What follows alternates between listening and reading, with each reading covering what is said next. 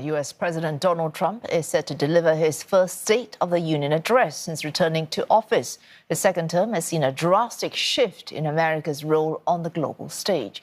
But analysts say domestic issues like the economy and immigration are likely to dominate. Kate Fisher files this report for CNN from Washington. With American warships gathering in the waters around Iran, the wars in Gaza and Ukraine ongoing, and Washington's energy strategy in Venezuela still in question, this upcoming presidential speech is likely to attract international scrutiny. But instead, in a midterm election year, analysts expect President Donald Trump to focus on a domestic audience. The president is a bit reticent to talk too much about foreign policy because even members of his policy said he's too focused on winning that Nobel Prize and he's too focused on all these things going on internationally and not focused enough on domestic politics. So he's going to have to be very careful in how he does this. But of course, he wants to take a victory lap with Venezuela. He wants to talk about the peace deal that's going on between Israel and Hamas. And he wants to talk about the types of things that he's been doing with Iran and with Ukraine.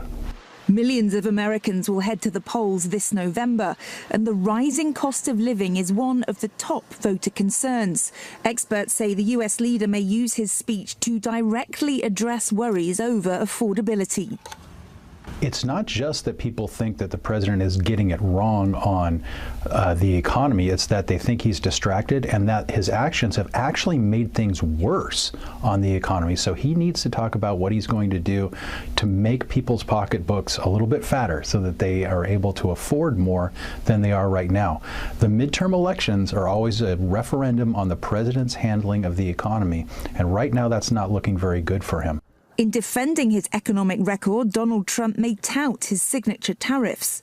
But research from the Federal Reserve Bank of New York shows about 90% of the costs from his tariffs have been borne by US consumers and businesses rather than by foreign exporters. When I think about what we're going to experience in the year ahead, chaos. I think that there's a chance that trade policy and tariff environment could become a lot more uncertain. But rebalancing the global economy to favor the US over China is a core part of President Trump's agenda. We're putting out wars by our trade policies, and we're taking in hundreds of billions of dollars, and our country is wealthy again and secure again, and it's part of national security. Still, many experts argue that the administration's emphasis on trade policy as part of national security may come at a cost.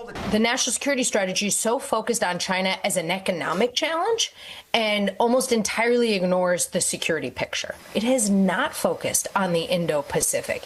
It's frankly done a lot to push away some of our closest allies there. And I have to wonder if you're sitting in Beijing, if you don't notice that Taiwan is mentioned exactly 0 times in this strategy. It's highly unlikely that complicated foreign policy issue will make it into the president's speech on Tuesday either.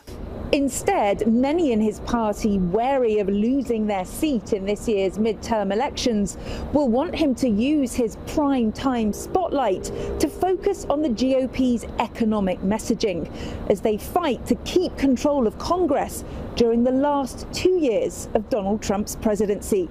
For CNA, I'm Kate Fisher in Washington.